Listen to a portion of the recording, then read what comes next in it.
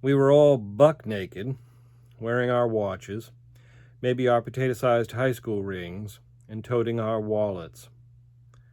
We were almost surely hapless American citizens, summoned for pre-induction draft physicals in our time and place. We were upstairs in a dim building in downtown Raleigh. I got home a couple of weeks earlier to find, on the night of my arrival, the letter I dreaded. It was waiting on the desk in my boyhood bedroom, among welcome letters from English friends. No one in those days corresponded with the ferocious loyalty and promptitude of the English. The return address said, in letters of flame, Selective Service System. And here I was, obedient to the call.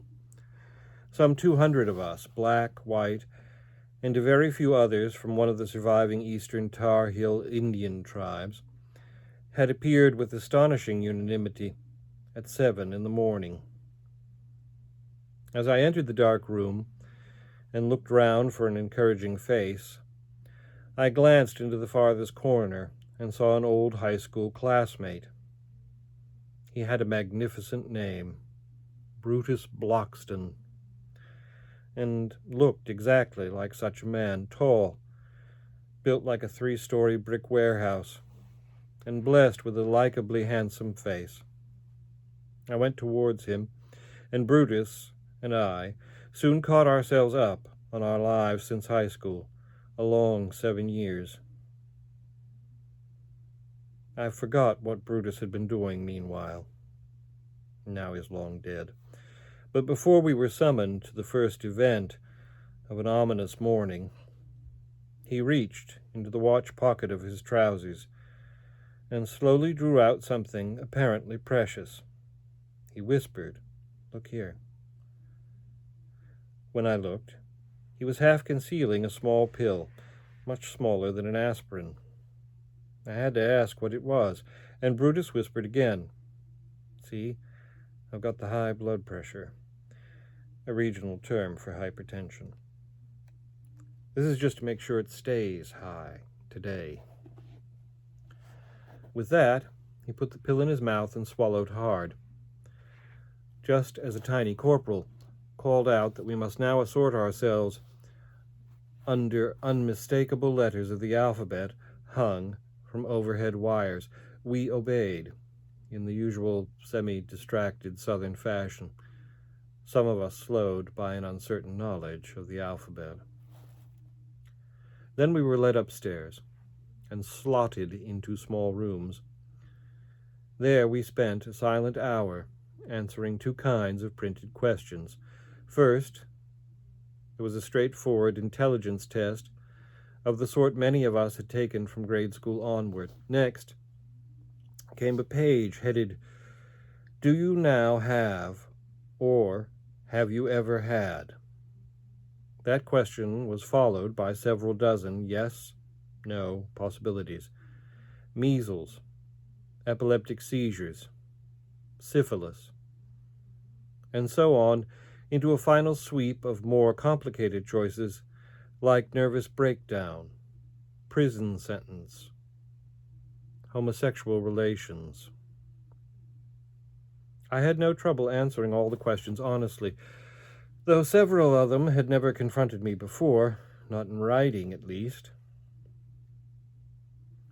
Next, we were herded into a wide room that seemed to run the length of the building, back towards the state capitol, some 2 blocks away. Here, we were told to remove all clothing, barring jewelry, watches, and wallets, and leave the clothes, with the shaving kits we'd been told to bring, in a row of unlocked lockers. Then we passed down one by one, before a line of doctors and medics, and were given further brief commands. First, we were weighed. A short black man, who cheerfully introduced himself to me as Bernice, stood immediately ahead. He climbed on the scales, and the arrow slammed past the maximum weight, 300 pounds. The unamused medic looked at my new friend's paperwork and said, Bernice, estimate your weight. Bernice admitted he didn't know, but aloud it was bound to be more than 300 pounds. He looked back at me and winked. The medic said, "Nothing funny about this. Move ahead." Already Bernice was disqualified for service, but his wink helped me onward in the grim process. We'd been commanded to bring a shaving kit since, if we were found fit, we'd be instantly inducted and shipped out. My robust friend and I were parted at this point, but several other laughs proved helpful. One doctor said to another man before me in line, "Bend over and spread your cheeks." The man bent way forward, inserted 2 fingers into his mouth, spread his facial cheeks, and looked back at the doctor before he could be told to spread his buttocks for a rectal exam. I provided no amusement to anyone wearing a uniform, but performed all commands abjectly, trapped already in the prevailing atmosphere of semi-civil total control. When I turned to proceed through other physical tests, I nearly collided with a small cot. On it was lying Brutus Bloxton, likewise naked and surrounded by medics with blood pressure sleeves. The pills seemed to be at work, and when Brutus saw me standing above him, he gave me my second wink of the morning. I silently mouthed, "Good luck," and kept going, half expecting to hear Brutus explode behind me. As little as I wished to serve in the army for several years, quitting my job at Duke and my hopes of writing, I was nonetheless moving forward here in typical American boy fashion, as passively as a castrated ram a wether. Other than obedience, I had only one choice. I could quietly dress and walk out. Likely no one would stop me, but sooner or later I'd receive another letter, and if I failed to obey at that point, I'd presumably be arrested and compelled either into service, if acceptable, or confinement in a federal prison. In any case, after 20 more minutes of simple challenges, a blood test and a chest x-ray, we were shepherded into short lines before 3 open doorways. 3 yards behind each door, a military physician was seated with a pencil. We waited 3 yards outside the door and were waved forward as the prior man concluded his interview. My particular doctor wore navy whites, a pleasant-looking man, not yet 30. When I stepped to his desk, I remained upright, still naked, as he found my papers in a short stack before him. He spent a silent minute glancing at my intelligence test score and my answers to the "have you ever" questions. At closer range, I could see he was young, hardly older than I, and likewise black-haired, and he spoke very softly, as though to prevent the next man from hearing us. Finally, he beckoned me nearer still, and his pencil pointed to the question about homosexual relations. He said, "Edward, do you know what this means?" Edward is my first name. I said, "Yes, sir." It took him 20 seconds, looking down all the while, to frame his next question.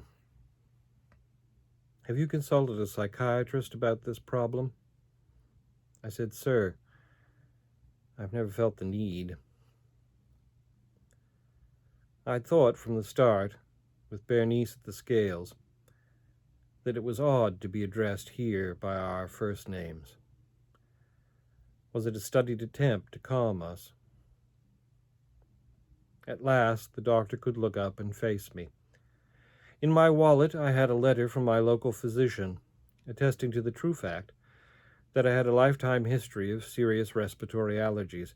I handed the letter over. The doctor read it slowly, then handed it back. He opened a small black book to his left, consulted several pages, and entered a long line of coded information at the bottom of one of my forms. A total of maybe 10 letters and numbers. Then he faced me again.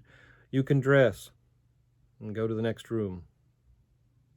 I assumed that my exam was finished. My fate was sealed. And, for now, encoded in that penciled formula. Soon I'd know what it meant. So I dressed as told and went to the next room, a smaller space. Some dozen men, mostly younger than I, waited on a long bench against the wall. I joined the others. A condensed, muscle-packed man sat opposite, 5 yards away. Soon he called my name. "Price, Edward." The reverse order seemed bad news. But I advanced to face him and surrendered my papers. He wore army khaki and had every physical characteristic of the ultimate hard-ass drill sergeant. He confirmed that I was Price Edward, then looked down at the crucial line of code, opened his own black book, consulted a few pages slowly, entered another line of code beneath the first, then looked up with what I've always remembered, maybe unfairly, as a look of pure despisal. Though maybe he faced his wife and child identically at each pre-dawn breakfast, he was not a happy man.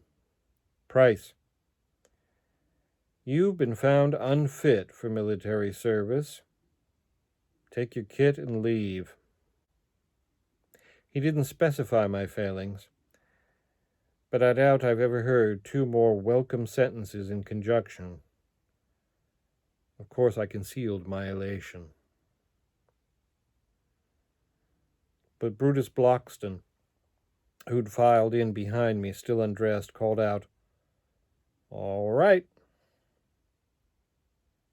I'd seen no one all morning who could have been curled into a pretzel shape like Brutus. So I gave him a V sign in unalloyed thanks. Then I quietly drove to Mother's house and phoned her at the store with the welcome news. Later in the week, I tried to find Brutus, reached his mother, and learned that the high blood pressure, native or not, had apparently saved him. In any case, the Army had sent him down to Fort Bragg to rest overnight under observation, before concluding he was too big a risk.